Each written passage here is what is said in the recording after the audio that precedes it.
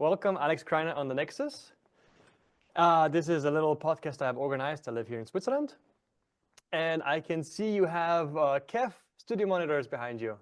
Good stuff. Oh, that's correct. Yes. Hi, Mark. Good to be with you. Thank you for the invite and greetings to all your viewers and listeners. Thank you very much. So let me introduce you. I assume you will not need an introduction, but let me still do it. It's a formality. So Alex Krainer, do I pronounce it with the German pronunciation, Krainer, or do you have a different pronunciation you prefer? It many people the Anglophones say Krainer, but Krainer is correct. All right. Well, welcome, Alex Krainer. Alex is a Croatian-born, thinker who has walked in many shoes. You have been, as far as I know, a hedge fund manager. You're a market analyst. You're a founder of various enterprises like Krainer Analytics, but also iSystem Trend Following. And you are also the author of a book so controversial it got the honor of being censored. The title being The Grand Deception. We'll get into that shortly. And I have followed you on across many podcasts, and the way I would summarize it, you have a very eloquent way of laying out the underbelly of global power plays, as well as the economic, substrate which this is built upon, including crises, banking crises, wars, and so on, which you've also lived through. So, with no further ado, let me once again bid you welcome to the Nexus. And let me ask you a few personal questions, then we're going to move on to censorship, possibly Ukraine if we have time, and then I have plenty of questions for you on the economics front. Okay, let's go. So, you are from former Yugoslavia. I myself am from Bulgaria. So, if ever you're around in Switzerland, I'm sure we could bond over some rakia and maybe shopska salata. But in any case, how did you live through NATO's war? And what is your overall take on the whole bombing of Yugoslavia? Well, I wasn't anywhere close to the bombing of Yugoslavia because they were bombing Serbia and I was in Croatia at well, actually, I was not even in Croatia at the time. I was already in Monaco. I was living there since 1996. Okay. But the whole collapse of the country was a little bit surreal because it started as with most Eastern European countries, the instabilities uh, came to a breaking point in the late 1980s, 19 and early 1990s, and we didn't think that. I think that most people who lived here never thought that there could possibly be a war because the Serbs, the Croats, the Muslims, and all the other people that made part of former Yugoslavia were so intertwined, you know, culturally and through family ties that it just seems like it seemed unthinkable. I know a lot of But wars like that. yeah. But once the shooting war gets going, somehow the human psychology polarizes and everybody kind of pulls to their own camp, and then the business of conducting the war becomes the the the focus of everybody's day-to-day living uh, until war fatigue sets in. And so this is how it happened here. And the outbreak of war found me living abroad. I left Yugoslavia when I was 17 years old in 1987. And then I moved to the United States, and I had lived there for about 3 years. And I kept going. I went to Switzerland. From Switzerland, I went to Venezuela. In Venezuela, I tried to get something going, some entrepreneurial projects, but it didn't work out because Venezuela descended into a banking crisis.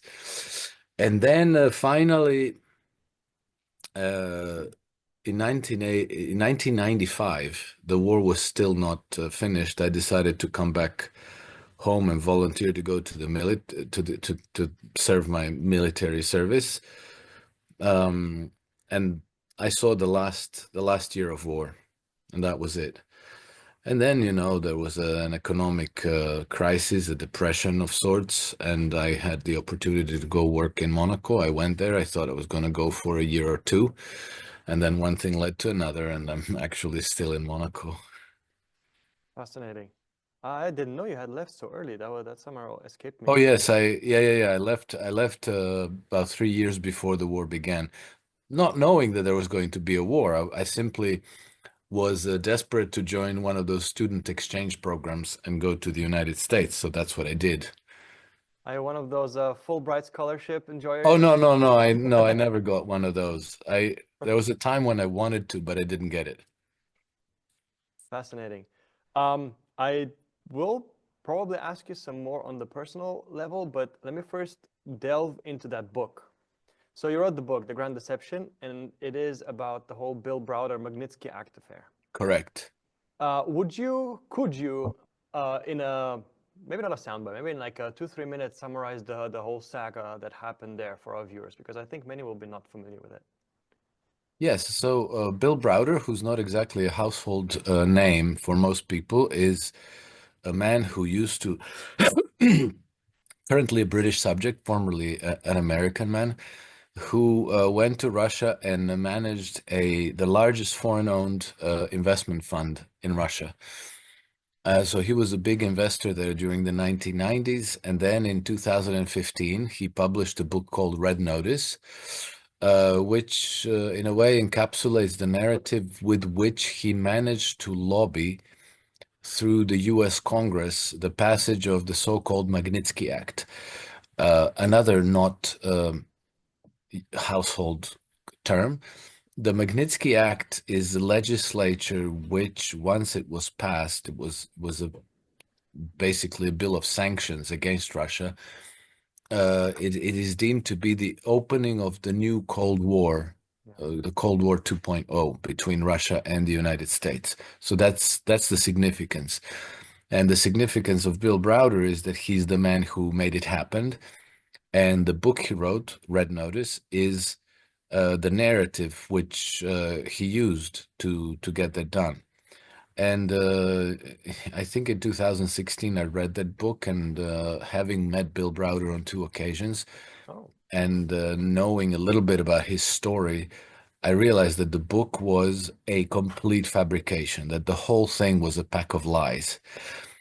And then when I started researching a little bit some of the claims that he was making there, I realized, oh my God, it's not just this Bill Browder. He's just the frontman for a much, much larger and much more powerful network of vested interests, most probably centered around the city of London.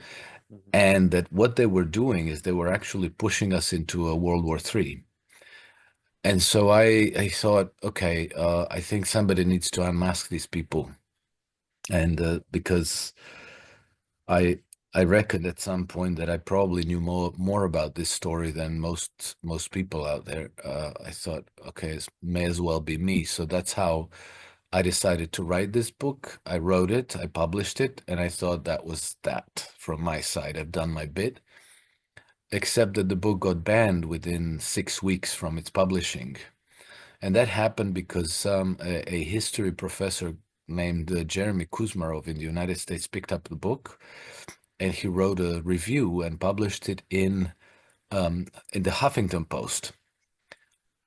And for me, that was the "Mom, I'm on TV" moment. So I was like, "Oh my God, the review of my book on Huffington Post, that's amazing." So I wanted to share it with some friends. And then I found out that after a few hours, 3 or 4 hours, that article disappeared. Hmm.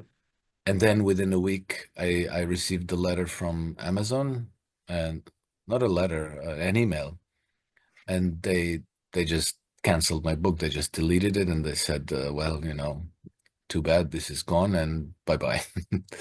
So that was that story. That was in 2017. Amazing. You actually went ahead and answered my next question. But I have a follow-up on that one. Did they give you a reason for the ban? Yes, they did. They did.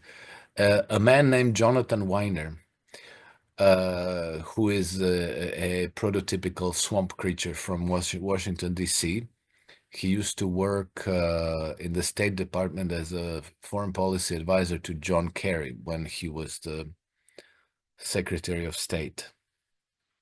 So Jonathan Weiner wrote a letter to Amazon, and the letter stated that the content of the book might be defamatory to this man named Bill Browder. And no questions asked, Amazon just deleted the book, and that was that. Wow. Yeah, I remember there have been, so I got familiar with the whole affair through, I'm sure we are familiar with it, and to our viewers, if you want to have a shorter introduction into the story, there's a documentary by a man called Nekrasov, what was it? Yes, Andrei Nekrasov, yes.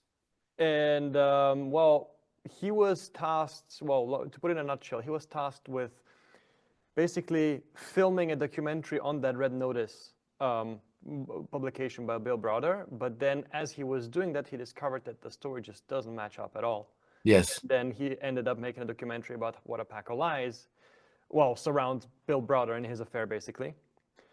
And I remember from the documentary, there were also libel court cases, I think, against the policeman involved in Moscow, also in London. Yes. And yeah, it's a very, how should I put it, shadowy story. And yeah, I find it amazing how. Yeah, it was a fabrication. It was a fabrication that was deliberately contrived in order to push this Magnitsky legislation not only through the U.S. Congress, but then they continued with it. They managed to push it through about 30 different Western jurisdictions. And the whole objective of that jurisdiction was to build a barrier between Western jurisdictions and Russia. Mhm. Because the Russians, after the privatizations of the 1990s, when trillions of dollars of Russian wealth were stolen into Western financial centers, the Russians had hundreds of investigative files that they wanted to bring to places like London, New York, Cyprus, you know, Switzerland, British Virgin Islands, and so forth, in order to investigate where these assets went. Mhm. So the people who actually ran the whole pirate raid wanted to make sure that Russians can never do this. So they created this Magnitsky legislation that dressed it up in human rights things, you know, like as though they cared so much about the human rights of the Russian people that they decided to sanction anybody that they deem as a human rights abuser in Russia, except that there's no due process whatsoever. So some nameless someone out of the United States Treasury Department gets to decide who goes on the Magnitsky list and who doesn't. Mhm. And there's no recourse, there's no due process, there's no there's no way for you to prove your innocence. If they put you on that list, you get sanctioned. All your U.S. assets may get frozen. You can no longer travel to the United States. It's actually quite debilitating for anybody who is engaged in international commerce in any way. And so that kind of had the effect of creating a barrier between Russian jurisdiction and Western jurisdictions, which means that it protected the people who plundered Russia during the 1990s from Russian investigations. Fascinating. I was not aware that that was the purpose. I thought that was, I mean, I was aware that this was the opening of the new Cold War. I think it was 2014, maybe 16, around there. And the way I viewed the Magnitsky affair is as just the start of a whole, putting a new gear into the whole wave of Russophobian, well, politics we've had for what, like 400 years now from Europe, continuously trying to invade Russia, trying to destroy Russia, publishing this fake letter from the king, portraying Russia as this evil specter against Europe, and you have books written about this. I read the one from Guy Metton. I don't know if you know it. He's also a Swiss. And I mean, it goes so, you see it in the Georgian War, you see it in the Überlingen flight accident, you see it in the Magnitsky Act, you see it over and over and over again. With the Sochi, they also invented some affairs back then, if I remember correctly. But I was unaware that this was actually meant to protect all of these oligarchs, which are in part, as far as I can see it now, also the talking heads, which we see in our Western media portraying how evil and dictatorial Russia is. But I was unaware that this was actually about protecting them. That's fascinating. Let me ask you the next one. This is hopping back to a personal one because that just popped up into my head. When was the moment you took the red pill, so to speak? You realized that this Western world is not as pink and democratic and free as it portrayed itself. Yeah, that happened in a few stages, I think. But the first one was the war in former Yugoslavia. Mm. You know, when you realize that Western narrative about what was happening here was a lie. But I didn't realize that everything was a lie. You know, I just thought that, oh, they were sympathizing the Serbian side more than they sympathize us, and you know, so that kind of that planted the seed of doubt. But the red pill moment was definitely the 9/11 Ah, 9/11 terror attacks. That's, of course, it happened exactly as they say that it did, and the 9/11 Commission told us everything we need to know about it, of course. of course. But nevertheless, you know, in my mind, there have been a few doubts about what really happened there. What triggered you? Was it the jet steel, the jet the fuel doesn't melt steel beams? Was it the passport they found? Was it the perfect symmetrical collapse? Was it the first ever? Well, it's everything because there was obviously a cover up because you know when you discover facts that don't match the narrative, you would expect uh, that government agencies in good faith would say like, "Oh, really? Is that so? Well, I guess we have to Investigate. investigate that." But instead, they started coming down on people who were voicing these doubts and who were reporting inconvenient facts about it. Mm. And once they do that, you understand that they're covering something up. And if they're covering something up, then what happened is not what they're telling us that happened. So uh, obviously, you know, a lie is too difficult to maintain. There's all sorts of facts that stick out and they can't be reconciled with the whole rest of the story. So, you know, 9/11, you can slice it any which way you like, and there's a million things that don't add up. Mm. So, from that point on, it's been all downhill. And it's been just like one thing after another, and you realize, are they lying us about everything? And I'm sure that at some point along the way, we're going to discover something about which they're telling us the truth. I just didn't get to that point yet. Oh, I love the way you put it. Yeah, I'm still looking as well, you know. I mean, what was the last type events? We have Gaza, nope. Ukraine, nope. We have COVID, nope. Iraq, nope. Libya, nope. Iraq before that, nope. And it goes on and on and on. There's got to be something eventually that. Eventually, yeah. Awesome. Well, that brings me to my next point before we move on to the economics front, which is I have I have said in several conversations with friends and also with colleagues, which is, well, another topic. But my claim is, and it's just a feeling I have from my study of history, it seems to me that today we live in the densest period of propaganda to mankind. By which I mean, obviously there was more total censorship, but it was also more obvious censorship, for example, by the Politburo, if you go back in time. And so would you concur? Because it seems to me like we have this modern psychology, AI reinforced NSA mass surveillance, manipulation of our opinions, fabrication of our opinions, even before we have them, machine of Western censorship. And it seems way more powerful than anything we had in the past. Would you concur with that analysis? And How would you expand on that, and how would you compare it with, say, Russian or Chinese censorship? Well, yes, I think you may be right, but maybe the reason for this is because once upon a time, they didn't have to work quite so hard. The narrative was probably relatively easy to control compared to the way it is today, because Mm, you really depended on the printed word and the radio and the television for substantially all the information we received about the events in the world. So it was easy enough to control the the central nodes of where the broadcasting was coming from. So they could almost be relaxed about the way they managed propaganda.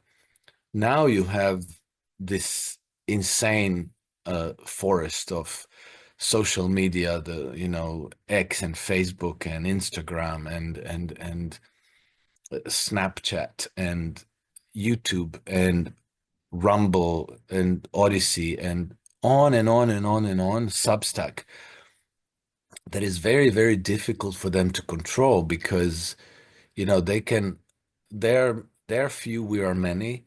They can only focus their attention on, on large impact people like, Tucker Carlson or Joe Rogan, except that there are tens of thousands of others who maybe reach a few hundred viewers or listeners or a few thousand or whatever it may be, but there are far too many for them to control. And then it's easy to censor, if you build algorithms that listen and alert you to certain statements. So if you make an obvious statement like, "Oh, the pandemic was a hoax," well, that's going to get flagged up straight away thanks for because that. it's just one sentence, it's obvious. But if you present a reasoned argument that doesn't say that, but that leads the reader to that conclusion all the same, that's much more difficult for them to even identify, to even be aware that that's out there somewhere. Nevertheless, people are reading it, and then people get that information. Then, based on that information, they formulate their own thoughts. They communicate those thoughts, and so it's very obvious that they don't know how to deal with this. And we saw them, Ursula von der Leyen and John Kerry and a number of others throwing tantrums at Davos about misinformation and disinformation. And they even said that misinformation and disinformation is even more dangerous than the Russians themselves and more dangerous than international terrorism. So obviously, they are kind of in a panic. And so they're pouring so much money into all these think tanks that try to contrive these narrative stories to nudge us into thinking about this and about that. But it seems to me that the harder they try, the more ridiculous the results. Now that the Europeans decided to start pouring trillions of euros into rearmament, well, it's obvious that they want to go to war against Russia eventually, except nobody's interesting. So you have to start ramping up a new campaign of demonization of Russia and Vladimir Putin. So they started coming up with these tales about Vladimir Putin bathing in the blood of deer that is extracted from their antlers. Hmm. So obviously, for every bath that he has, you have to kill, I don't know, 10,000 deer or something. And I don't know if I'm sure that there's people out there who actually believe that, but I think it's getting thin. It's getting fewer and fewer, and I think that more and more people just think like, this is so ridiculous. I can't believe they even came up with that story, but they did because, they get money for it, so they have to come up with something. But, they've been demonizing Russia and Vladimir Putin for 20 years now. Hmm. Yeah. Solid, like wall to wall. There's not even a nuanced story, not even an attempt at being balanced. everything is black, right? Mm. So how do you improve on that? It's really hard. So it's sort of like, oh, let's try with the blood of virgins. No, that's let's try with the antlers. I think Next it's gonna be Labrador puppy dogs or something like that. yeah, I don't exactly. Give it 2 more years. They will reach newborns, virgins, puppies, and the likes. know. Yeah. No, I know what you mean. I also sense a massive inferiority complex with the whole Putin narrative with our politicians. And I believe there's also another current underlaying, which is they have so many problems that they just cannot resolve domestically, like the Yes. situation in Europe, that they just Yes. have to bluster about big names like, I don't know if you saw Macron walking around like Napoleon. It was actually quite the meme. Then you also have, the whole Chamberlain and Churchill talk all around in the British media with Zelensky and all that. So they just have to pretend like there's something big when they're very mediocre people. And they Yes, and cannot that's face, really I'm glad you noticed that because they take that seriously. You yeah, know, I'm sure you've seen the pictures in which Macron, when he appears in group pictures, they put a box on the floor for him so that he would appear taller. I have not. Yes, they actually do this. And then there were, the professional warmongering propagandist Bernard Henry Levy. Mhm. He also takes pictures making sure that he stands on top of something or he stands on really on the tips of his toes to appear taller with regards to other people. I guess somebody must have told them, whoever, wherever they are being briefed and educated for their roles, somebody must have told her, make sure you look tall compared to other people because then all the stupid simpletons out there are going to think that you're really clever and important. Yeah, And they remarkable. believe that, and then they do this. It's remarkable. But one thing I must hand to those elites, I find their system, the whole network of soft power which the US employs now, which has a self-censoring mechanism for journalists, for academia, and so on. It's quite fascinating. But this is a whole other Pandora's box. Let me let us delve into the economics part. I believe this is also your strong shoe. And let me face you off with a what is money, Alex? Ah, what a good question. Well, okay. So, Mark, what is money? Well, if you went to school and studied economics, then you know that money is means of exchange, unit of account, and a store of value. So, is that good enough for you? Can we leave it at that? No. Well, okay. So, money is something that has been fascinating me probably from my high school days. I really found it fascinating that, you could go to a store and you can get stuff for this piece of paper. Mm. You can get a haircut and somebody will cut your hair and you give them this piece of paper and they're like, thank you very much. And that's that. And so I wanted to understand what are these pieces of paper? What do they represent? How come everybody agrees to use them for exchange? And it took me pretty much a lifetime to try to understand. And the only way I could was I kind of told myself the story about what was there before money, before civilization. And so maybe that'll be helpful to your viewers as well. Basically, if you imagine a nomadic tribe, Mhm. okay? So if you imagine a nomadic tribe, the way they live, and we've all seen maybe some documentaries about it, that pretty much the whole tribe is busy procuring the sustenance for the group, right? Everybody's busy except for the very oldest and maybe toddlers, babies, right? Everybody else does something. And so, the whole group's labor is pretty much absorbed in making a living. Mhm. And then something changes when people learn how to farm. And they settle down, they till the land, and they grow crops. And now they have surplus. Now they have more than they need, which means that a portion of that group's labor is now free to do other things, right? Mhm. So let's say there's a river, and they can say, well, okay, I guess we can divert a team of men or other genders, and we can and they can build a bridge across the river so that we might be able to, plant crops in the valley across the river. And so, you know, there's enough surplus that the group is producing to pay for this. That is to give those men and their families food while they're building the bridge, so that they don't have to, hunt or grow food themselves. So at that point, the group would then decide, okay, we'll give you these vouchers, right? And I don't know, for every week you get so much grain, so much sugar, oil, whatever you need, right? And then after so much time, these men build a bridge, right?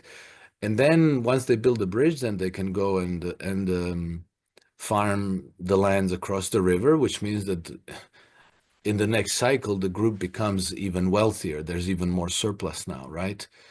And then they can divert even more labor, and they can decide to build other things. It can be, maybe they want to build a church or a cathedral, or they can build pyramids, But the point of the story is that the money that they're using is represent, those vouchers that they have to have relate to the surplus that the group generates, right? The community. And so they invest that surplus into building capital goods, What's right? a capital good? Well, let's say that bridge, Okay. or a road. They could build a road towards the next valley where maybe they can trade with other tribes or groups or kingdoms or whatever. And so the capital goods would be everything that makes them more productive, everything that enables them to generate more surplus and trade it, and um, uh, things that allow them to be more productive and to generate more and more and more surplus. Hmm. And so the vouchers that they use to allocate um, mm, certain elements of this surplus, let's say grain, rice, oil, cooking oil, mm, shoes, gloves, whatever it is that these people will need, those vouchers is the beginning of money, Hmm. right? Because then one of these builders' wife can go to the general store and say, okay, I'll have some meat, I'll have some rice, I'll have a new pair of shoes for my child, and so forth. And then she turns in those vouchers, right? Hmm. She redeems them. So those vouchers can then be the beginning of money. But the important part is that that money is being created, is being created for some productive project, for some productive investment. And B, the money reflects, it draws on the social wealth, the wealth that already exists, Hmm. right? The surplus that the group has been able to produce. And now, they may that money might circulate in a variety of ways. It doesn't have to be that you go to the village store and you get a bunch of rice and meat.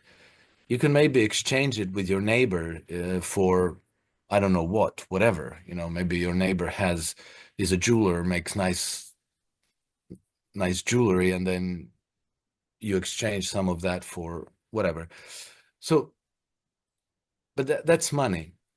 Now, what we see from this is that actually, it's a community business actually, because whether the group will build a new road or a railroad or a bridge across the river to the other valley, or whether they will build a cathedral or a pyramid, it has to be a democratic decision that decision belongs to that community because they know what they need.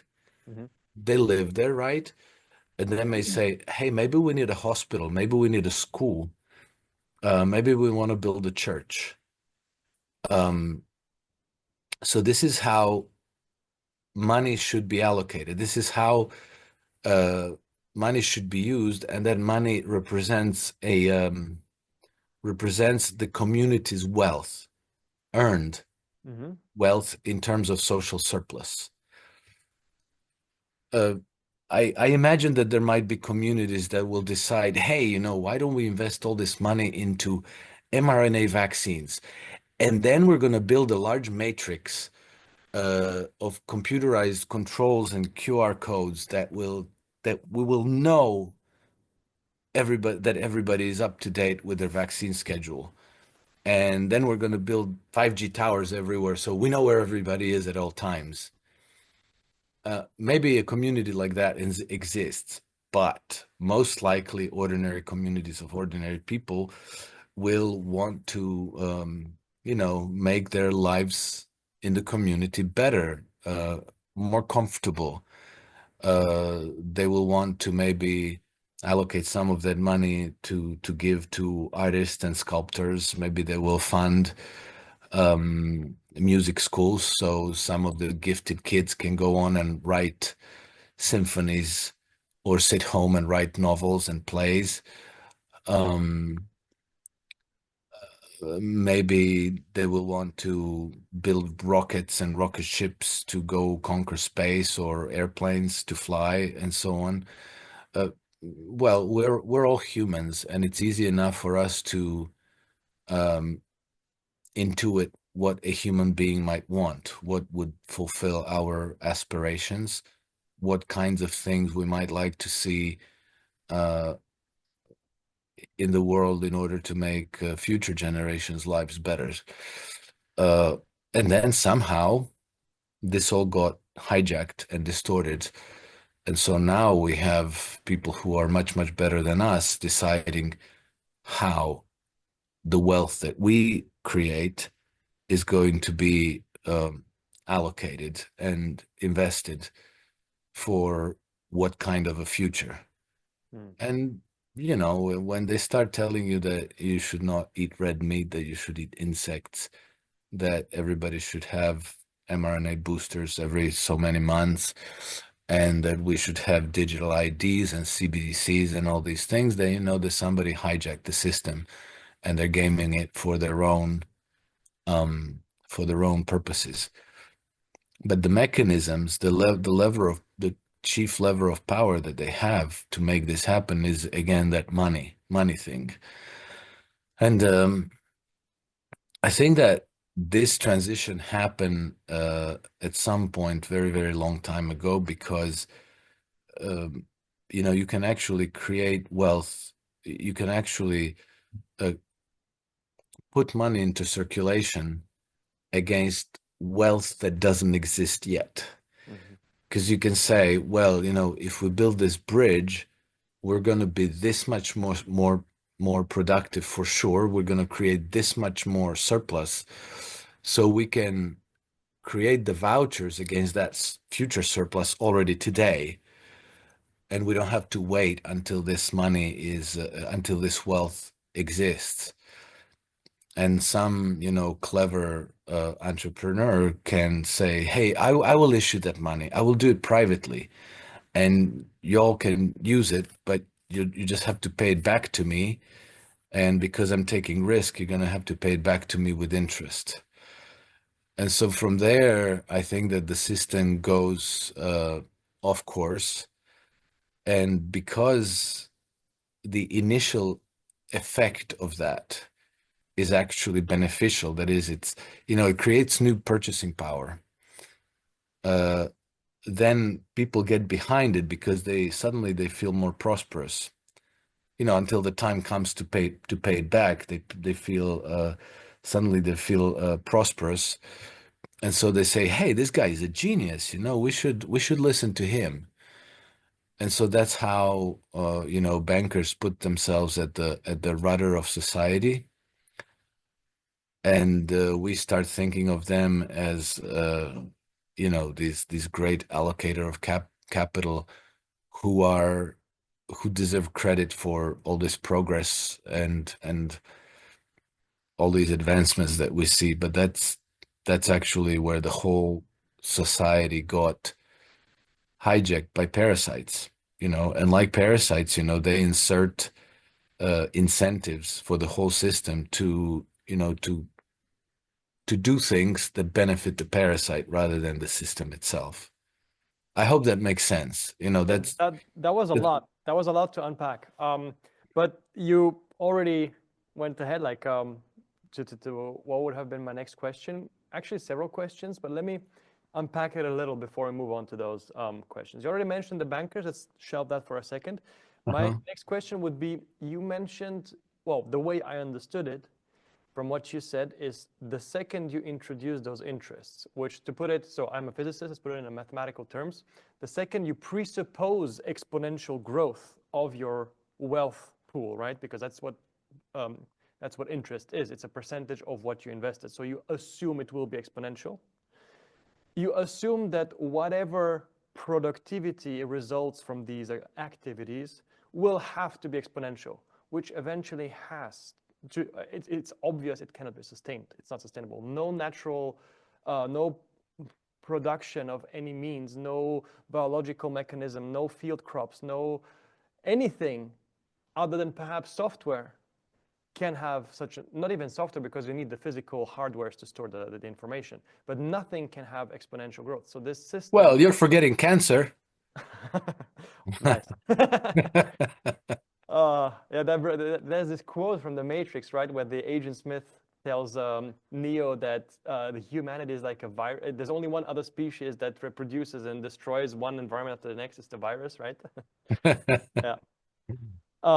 So, am I understanding it correctly? Does this mathematical rephrasement make sense to you? Yes, it does make sense, but I think people who have put themselves in charge of creating our money, they know that the system cannot grow exponentially, Mm. but they know that it takes a while before people work it out. And the system cannot, because here's what they do. They put money into circulation as debt, right?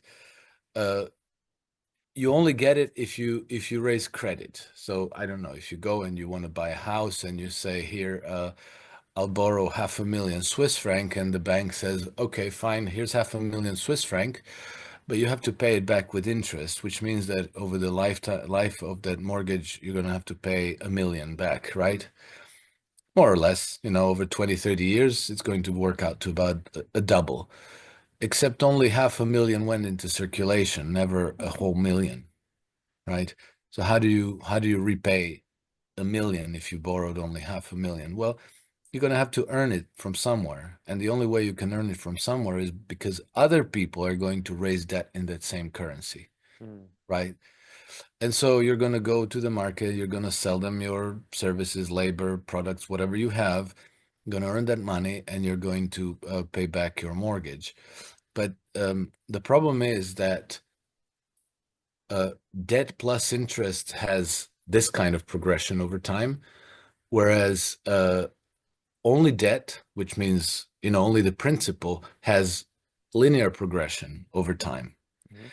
And so what you get is two curves that with time diverge more and more and more and more. And you can even look up this relationship if you go to the Federal Reserve Education database. I think it's called FRED. It's St. Louis Federal Reserve Bank has this. I think it's called fred.com or Mhm. fred.org. If I find it, I can link it to our viewers in the description. Sure, yeah. And then you can look up total credit market debt, which means they renamed the series somehow, but basically what it means is all of the public and private debts in the US economy. And you will get a curve that rises in an accelerated way, and today it reaches something around $115 trillion. And then you can also plot the monetary base, right? Which is all the money that's available in the system to pay back those debts. So you have the total of debts, which reaches $115 trillion, Mhm. and you have the total of money available for repayment of those debts, which arrives to, I think, something south of $6 trillion. So you have almost 20 times as much debt in the system as you have money with which to pay that debt. So this is exactly that relationship that we're talking about. But you see, it doesn't matter to them, to people who control the system, because when things become unsustainable, they have ways of giving themselves maneuvering space. Basically, they flood the system with liquidity. They start creating monetary inflation Mhm. to keep the systems that they care about in operation. Their banks, the large corporations that they control, and they keep them, even in zombified state, they keep them alive. The ordinary people, they don't fare so well. Their standard of living gradually declines. And then when the social pressures reach the boiling point, then they say, barbarians at the gate. We have to go defend our communities because, the Vandals are coming, or the Visigoths, or the Russians, or whoever is, whoever we want to go to war at the time. And then when you do that, then you send all the fighting age males off to war, because you tell them, well, if you not patriotic, you want these Russians to come and enslave your children and rape your women and destroy our way of life and our values and all this stuff. And so, to the extent that you control the narrative, then all the fighting age males say, like, oh yeah, it's, we have to go and defend our country, uh, homeland, yay. you know and so you send them off, and you sacrifice a large number of fighting age males, who are exactly the group that is the greatest risk to the status quo at home. That could, if they didn't focus their grievance on the external enemy, they might work out that their real enemy is at home, and they might instead stage a revolution. So then, this system where money lending or oligarchies uh, run the society, you always have wars periodically. And in Rome, in the Roman Empire, in history, we learned about the barbarians who sacked Rome. But in reality, Roman generals spent much more time fighting other Roman generals than they ever did fighting invading hordes of barbarians. That was history written afterwards. In reality, Rome was at a later stage. Rome was a perpetual, ongoing civil war. Really, Hmm. oligarchies fighting insurrections and rebellions, groups of oligarchs fighting other groups of oligarchs. In the end, they destroyed the whole empire. It devolved back to basically copper ages, but they didn't allow reform of the system, and they definitely didn't allow any kind of reform to their monopoly of money lending operations. And we had the same with the Venetian Empire. We had the same with the Dutch Empire, the Lombard banking uh, period during the 12th and 13th century in Italy. And this is basically what forms the basis of modern Western societies today, which is, why it always has a very, very strong tendency of producing misery at home and mayhem abroad. And that. Yes, and debt, an almost chronic state of crisis. Mm. People should really ask themselves, how is it that we have such insanely productive societies, that we can build airplanes and spaceships, um, but we're always in crises, and people are always having difficulty making ends meet. And the more time goes, the more people are slipping from the middle classes into poverty and then destitution, even though we produce more than enough of all kinds of everything for everyone to be really well off. Mm-hmm. Yeah. So I have so much more on that. I have stuff on the tariffs. I have Vienna school versus Chicago school. I have questions for you, what you would add to the school curriculum and so on. But since we are approaching your 1 hour stop, let me focus on something that attaches to the last topic. You have mentioned that it is primarily those that control the money supply, which are rurals. And I have two questions on that. One, you alluded to them being bankers. And two, this all sounds perfectly conspiratorial, so to say, right? Can we put, do you know, or can we generally as society put name tags on who these people are who exert so much power on where and how society goes? And it seems fairly globalized. And the third question, so who are they? Are they bankers? And the third question, is it a centralized group or is it a decentralized, like several dynasties fighting each other? Excellent questions, Mark. Yes, it is the bankers. And I would say that there's a hierarchical organization there. Somebody is very definitely on top of that hierarchy. But then there are satellites, and there are the principals and the vassals in the relationship.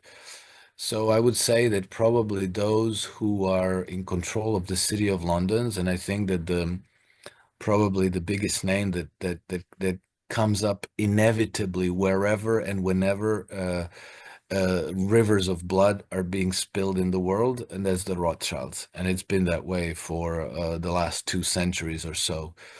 But then there are other families, and then they have their minions and their what the Roman oligarchy called the equestrian class. The people who ran lawfare and who ran the death squads and military organizations and so forth. And so we have that as well today. Then you have, the city of London. It has a very important satellite, which is Wall Street.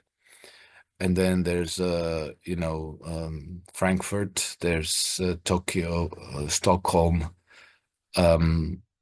Rome. There's a number of subordinate financial centers. Oh, I forgot Paris, right? And then, in each one of these places, there are other families maybe who are equally important and powerful.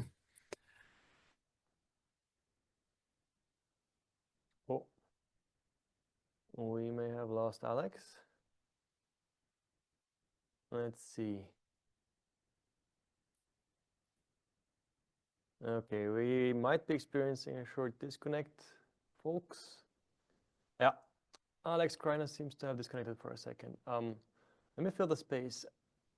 Alex mentioned the Rothschilds and mentioned that there are several satellites. What he did not mention, though, is the role of Wall Street. I assume that they might have various families there. And another interesting topic would be whether the Rothschilds are actually centered in London or whether they're centered in the US around Wall Street. Let's see if Alex comes back to say that.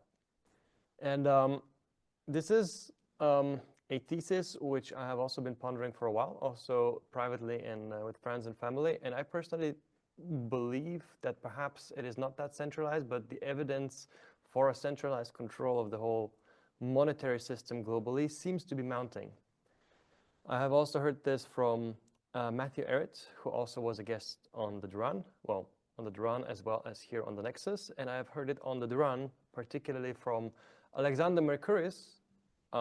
He also stated that, I believe in a Q&A recently, not as long ago, that, we have Alex back. Welcome back, Alex. I was filling this space with some comments of my own regarding Wall Street and the families, and I was just saying that Personally, I tended to believe that there is no one smart It enough. does. Hello, can you hear me? Yeah, can you hear me? Yeah, I can hear you, but you're frozen. I don't know. Are you really frozen or is it Zoom? I believe it was Zoom. Can you see me move? Or am I still frozen on your end? Uh, no, I cannot see you move. I can just, okay, now I can see you move. I Ah, can there you see you go. moving. Okay. Okay. Well, yeah, that's as we were saying in the beginning, when you make certain very obvious statements that the algorithms can pick it up. And I've been on Zoom many, many times when somebody was saying something that must have triggered an algorithm. Zoom just doesn't hesitate to break the connections, and Yeah, sometimes even insert other types of content in place of the call. interesting. Let's test this. Rothschild, JP Morgan. Yeah. Well, So yeah, you were saying that they have a hierarchy and that they have satellite, let's call them dynasties around the world. Like, you mentioned yes. Paris, you mentioned Rome, and so on. Yeah, I think Paris, Rome, Tokyo, Stockholm, Frankfurt, who knows, there are minor centers as well, but they're all in a hierarchical relationship. And I think that the marching orders and the strategy, the general strategy of the system always comes from the City of London.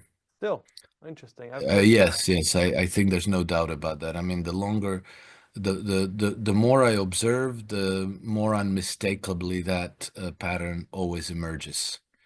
Well, you can see now with the Project Ukraine, uh, we've always been given this impression that, evil American empire is going around and dragging its faithful allies into these imperial misadventures around the world.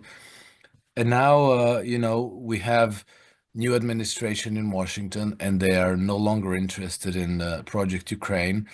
And instead of London and Paris and everybody else breathing a sigh of relief, saying like, "Oh, phew, that's over, and we can go and make peace," they've all gone quite hysterical, and they want to continue the war at any cost, however they can.